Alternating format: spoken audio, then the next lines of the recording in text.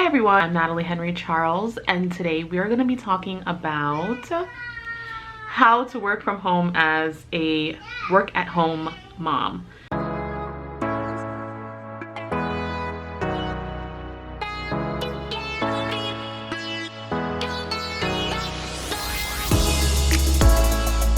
As you can hear, my little munchkins in the background, so you're probably going to hear them throughout the whole video.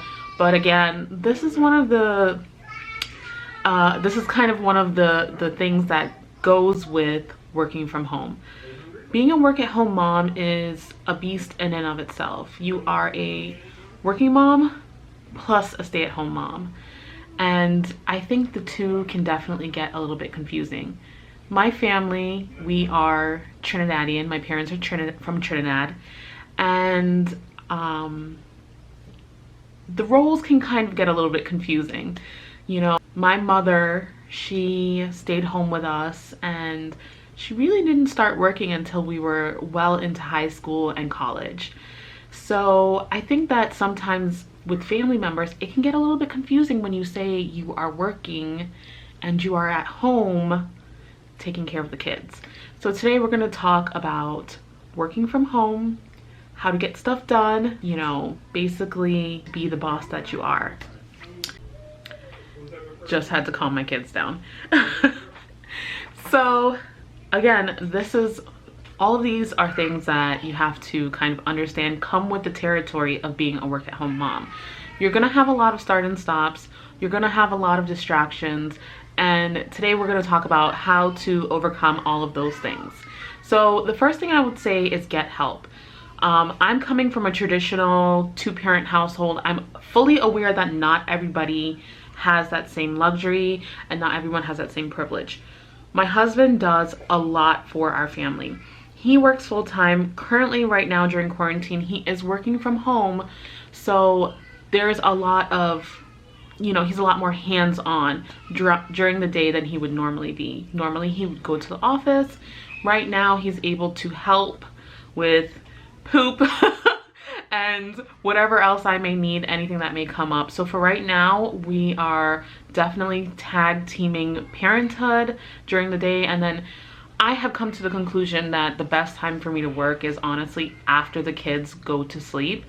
I know that for a lot of people, that's the end of the day when they are least energized, but I just try and save energy and make sure that I have enough time to work during the evening. So my husband typically, once he gets off work, he'll take the kids, and if I have a full workload, I'll go ahead and start like right after he gets off work.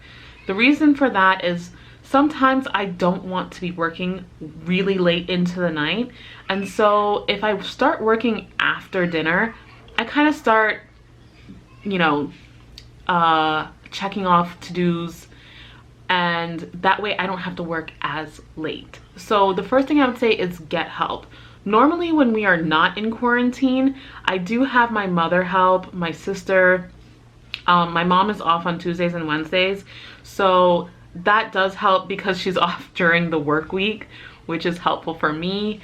Right now, she's not able to help me because she is continuing to work throughout the pandemic, so she's not able to help me. So that has been a little bit of a struggle getting used to that, but we're making it work. We are making it work. So the first thing I would say is to definitely get help. Getting help and having a second set of hands or even a third set of hands is something that is definitely going to be beneficial for your business. So the second tip about working from home would be to have a loose schedule. And when I say loose, I mean really loose.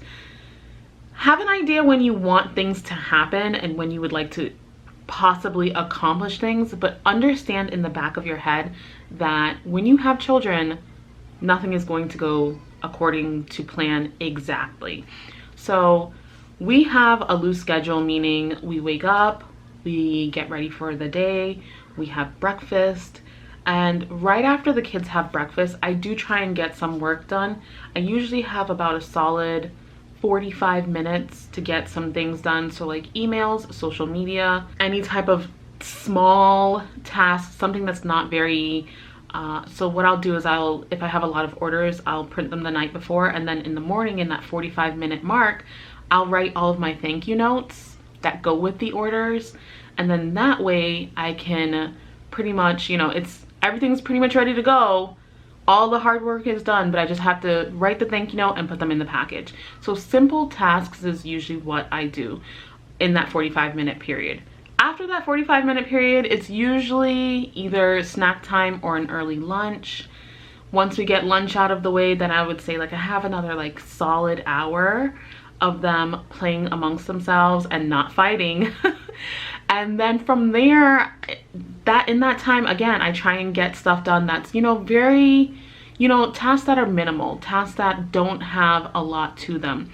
Am I going to try and film a YouTube video in that 45 minutes? Probably not, because I have to do my hair and makeup. And then, you know, by the time that's done, it's like they're fighting, you know? So I try to do things that are not very involved, and from there I can kind of build on the task. So if I start getting orders in the morning, maybe I'll start just pulling the inventory, not printing packaging sheets or anything like that. Just pulling the order from my shelves and getting the order ready. And then once I start actually working at 5 or whatever time, then I can start printing, putting things together, and start shipping. So the second thing I would say, like I said, the second thing I would say is to have a plan for the day, a schedule for the day. So I actually use my own products. I sell these notepads. They're actually called Get Shit Done. But basically what I do is the night before, I'll brain dump. So anything that I have to do for the following day, I'll brain dump it onto that notepad and just see what I have to get done for the next day. Then I can start planning the next day in my head very loosely. I know the tasks that need to get done, and that way I don't forget anything. But for the most part, I really try and have a very loose schedule. I know what needs to get done, but I'm not saying like at 8 a.m. this is what we're doing. At 1 p.m. this is what we're doing. I try not to do that, because every day is different when you have a 3-year-old and a 2-year-old. So the third thing I would say is set your expectations low and hope for the best. So I usually have something called a top 3. A top 3 is something that is used in the planner community very often, and my top 3 usually consists of high priority tasks that need to get done in that day. So I always set my expectation very low. I need to get those top 3 done, but then if I get anything else done beyond that, then it's like awesome. We've gotten something else done. We've gotten more done in that day than we expected. There is a lot of hands-on activity there that I need to be present for. So, and like I said, I do like to be present for my kids. That's the whole purpose of me working from home. So I try and be present as much as possible. So set your expectations very low and then aim high. My fourth tip for being a stay-at-home mom and working from home is to try and plan ahead. So I know I said don't have a day-to-day schedule, but what I mean by that is on a day-to-day basis, don't have a schedule of things by time slot. When I say plan ahead, I mean, or schedule ahead, I mean things like, for instance, social media. Social media is something that I continuously plan out on a weekly basis.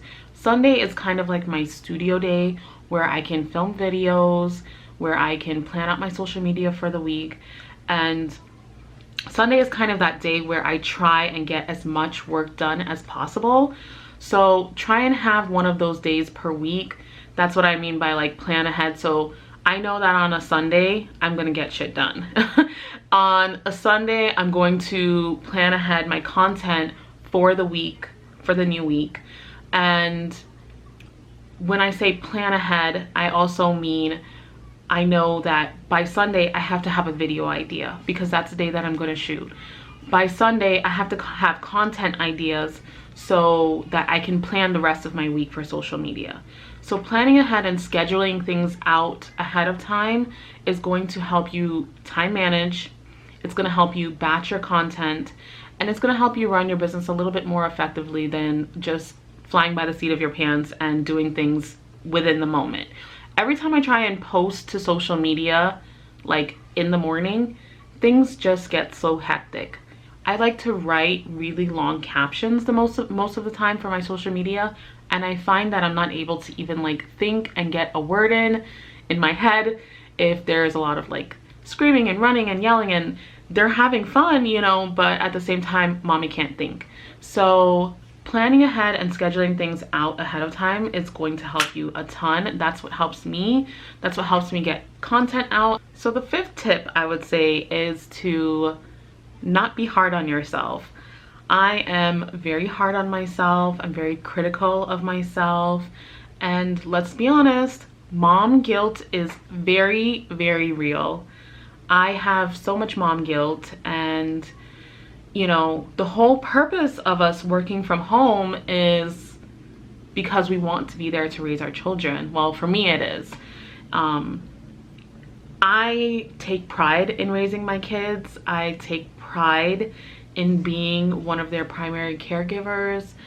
I take pride in being their mom, and you know, it can be very overwhelming when you have deadlines. It can be very overwhelming when you have to get something done and you're not able to. So I just want to say, don't be hard on yourself. It's very easy for us as moms and women to know that we have to work really hard and not be able to get stuff done, you know, because we are taking on this other aspect of our personal lives. And when we think about business, we don't want to intersect our personal lives, you know. But I think the beauty of being a work-at-home mom is that those things do intertwine. And you really want to try and create an audience for yourself and for your business that understands that. My people know that I'm a work-at-home mom. My kids come first. Do I make time for my customers beyond my kids? Yes. It's a lot of late nights. It's a lot of sleepless nights. It's a lot of not getting sleep, as you can tell, you know, but that kind of comes with working from home, especially with 2 small children. And I have just come to understand that and to come to terms with it and to realize that, you know, I'm very hard on myself and I need to not be hard on myself. And so that's my 5th tip, is to not be hard on yourself. I really want you ladies to understand that what you're doing is amazing. You're working from home, you're taking care of your babies, and you're creating an income for your family. Like, how amazing is that? And how amazing is it that we live in this time, in this day and age, where we can literally do anything from our homes, including make money. So those are my 5 tips. I hope that you found it helpful. If you like our content, if you like the channel, please, please, please like the video, hit subscribe and the bell notification so you can be notified for future videos. I'm so happy to have you guys here, and thank you so much for watching the video. Have a great day, guys. Bye.